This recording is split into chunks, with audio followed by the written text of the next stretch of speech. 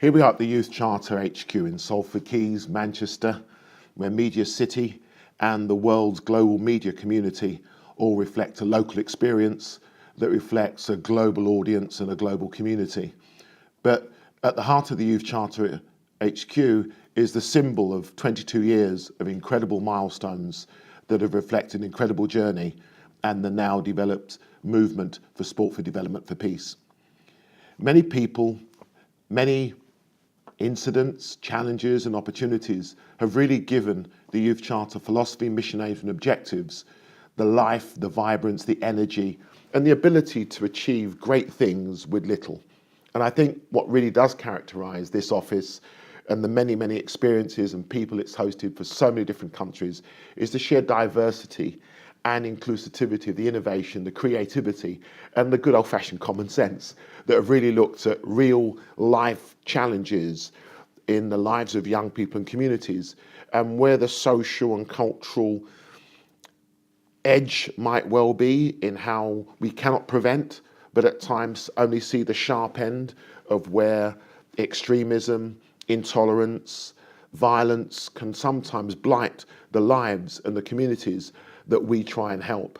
But as far as the Youth Charter being a vaccine, an antidote, and even a treatment for society's ills, I think the one thing I would say 22 years on, as we now reach that important milestone, is that we've been incredibly realistic and grounded. And I've always said when people ask what does grounded mean, I think it's very much reflecting and reviewing and redefining what we're about, the ability to adapt to our environment, our global community, but being local in the experiences that reflect a 24/7 global society, but being more realistic in the needs and the wants of young people, the communities in which they live, but more importantly, the role that they can play as future global citizens with rights, responsibilities in becoming the best that they can be and becoming future leaders in the communities that they want to play a part in.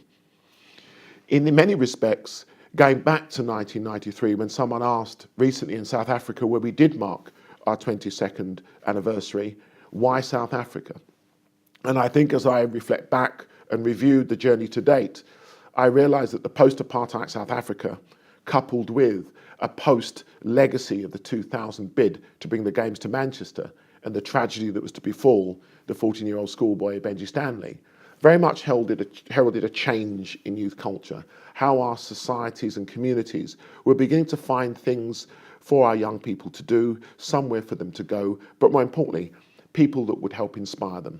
And I think following that launch at Wembley, following then what was to be the landmark global event or significant step in that milestone of Youth Charter journey was the Mossad and Hume Spirit of LA tour, which marked the Los Angeles post-Olympics legacy and the Amateur Athletic Foundation, but would see within a matter of months, again an important milestone in the global footprint of the Youth Charter, being the Youth Charter delegation that followed that tour group to the Criminal Tribunal in The Hague, where an incredible and historic debate took place in that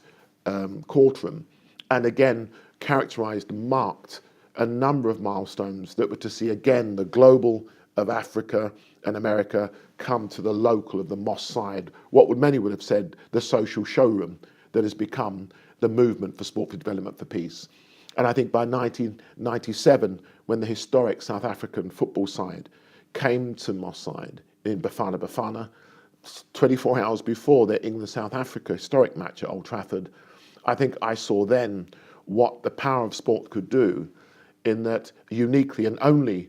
since then, it has never happened since, a football team, a national football team playing a major international would play five-a-side in the leisure centre with young boys who hadn't been to school and weren't likely to on the streets of an urban area likened to LA and Beirut isn't the most fitting place for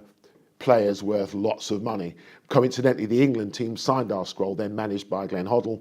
but they didn't come to Moss side. But I think the fact that it sent reverberations of positive vibes to so many different communities through young people's conveying of that special moment. I think by 1997, that year, another year, the Commonwealth Heads of Government in Edinburgh, where at the time it was Ken Saro-Wiwa, who was tragically hanged, despite the Commonwealth heads of the community of Commonwealth League of Nations coming together to try and prevent that activist and hero of the rights of his tribe and his people with the oil magnates of the time and the interests of the time, was to see the first Building a Nation Through Sport conference take place and an Edinburgh Sports Festival. And again, the Youth Charter laid out its proposals and plans for its Citizenship in Action initiative that was to very much form part of the successful 2002 Manchester Commonwealth Games, where so much of the youth culture and community strategy was translated into that connecting communities opportunity that brought 1,000 young people from 10 cities, 100 from each city, to the Games, to the Youth Charter HQ, which for me was one of the greatest volunteer efforts, because we had no budget, but we had a little bit of support from the Guardian Media Group, those all valuable tickets, which brought that inspiration of people's innovation and creativity as to how they would coordinate and organise themselves to come to that Games, get the Games experience that would really see the Manchester legacy become a legacy of opportunity, not only for Manchester, but for 10 cities in the Commonwealth and 10 cities in the UK. By then, moving back to South Africa and seeing this interchange of the post-apartheid South Africa's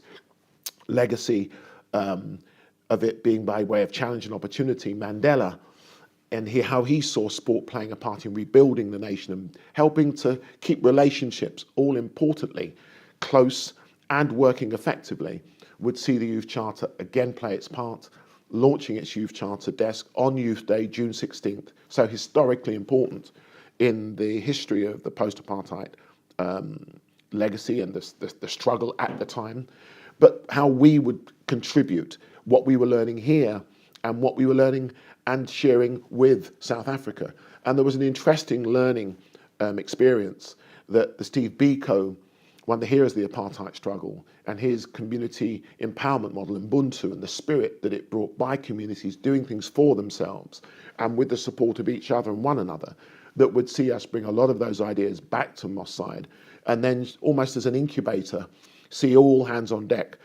In what many people still say, what does the Youth Charter do uniquely? We join the dots up better than anybody. We find a way of making it a win-win-win for everybody and taking that true team squad culture into a community culture with a young people-centered approach. I think those milestones that would suggest on the basis of ambassadors, the ambassador culture being what it is, I think with Mandela as the ambassador of the Youth Charter, scrolls signed and presented throughout the last 22 years, I think would equally recognise and mark those who have started the journey and now matured and come of age with that journey. And I think one person that comes to mind of many has to be Dame Sarah Storey, as she is now, but back then, a young teenager at Wembley signing that scroll, experiencing all that she was to experience, and to follow that journey with us as she has done and come of age as she did in 2012 in London, where she became one of Britain's most successful multi-medalists and to become a Dame of the British Empire. But I think more importantly, her testimonial at the opening ceremony of the 2012 Games, I think has epitomised what an ambassador of the Youth Charter should be and must always aim to be. And I think whereas others might well be more famous in the annals of the 260 plus sporting men and women globally who have come from uniquely socially and challenging backgrounds. And I think in '96, when David Beckham first came to the Youth Charter HQ and signed the scroll and went on to help, I think, take the sporting ambassador culture to new levels, I think there's much that we have inspired and we continue to motivate as to how we adapt to the changing landscape, challenges and opportunities that the young people and communities we aim to serve still sees us play our part as part of that now movement. And I think sector that looks at how sport for development and peace can become real, lasting and effective. In the real analysis of the unique people that have also shaped and developed this journey,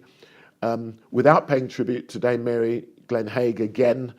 on the basis that she literally travelled from the launch to the streets of Los Angeles, to The Hague, to South Africa, the Spirit of the Streets tour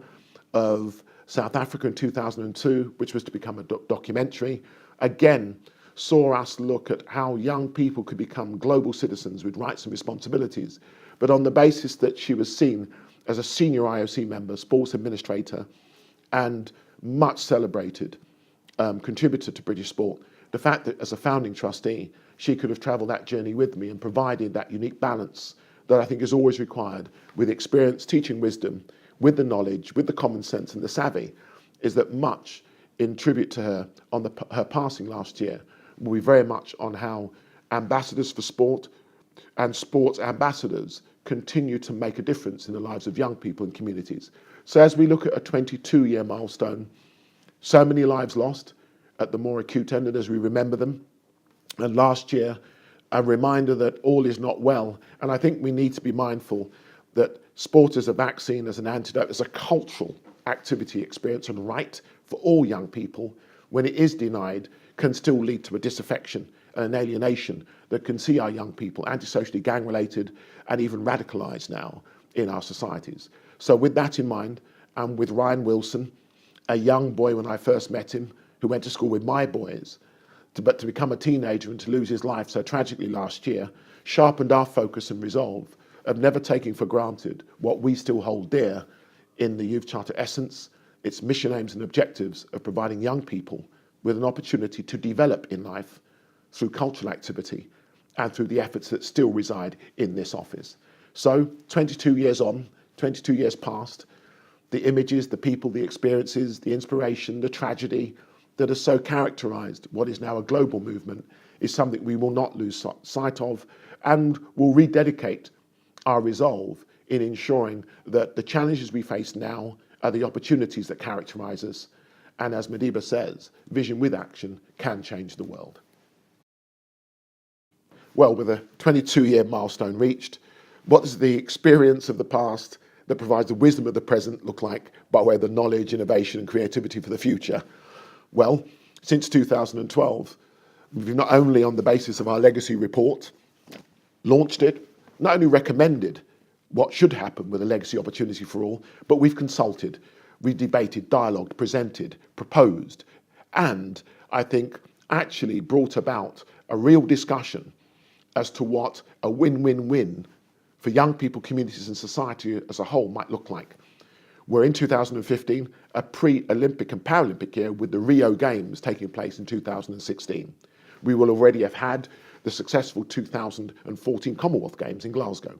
So again, we're joining up the dots. We have a full and active programme for 2015 and 16 that will see us launch our TennisWise report, much and long awaited, looking at how an unusual sport that struggles with participation, inclusivity and diversity can actually become a legacy opportunity for all. Equally so, our signature report will be the Youth Charter 22 United Nations report. Again, the Youth Charter inspired the work that now takes place in the UN for Sport for Development for Peace, and we'll be reflecting this in this landmark document that we'll look at in a year that will see the Beyond 2015 Millennium Development Goals, which for the year 2000 looked at how the African continent could be equipped, enabled and empowered. We'll see us look not only at the African continent, but see how those development goals could become legacy development goals and actually benefit all the continents of this global community. So we're doing a lot of work, our Social Coach Leadership Programme, 10,000 social coaches, again engaged, equipped and empowering communities to manage and operate all those closed youth clubs, leisure facilities that are now being shut in a culture and age of austerity. But very much so, underpinning all of that,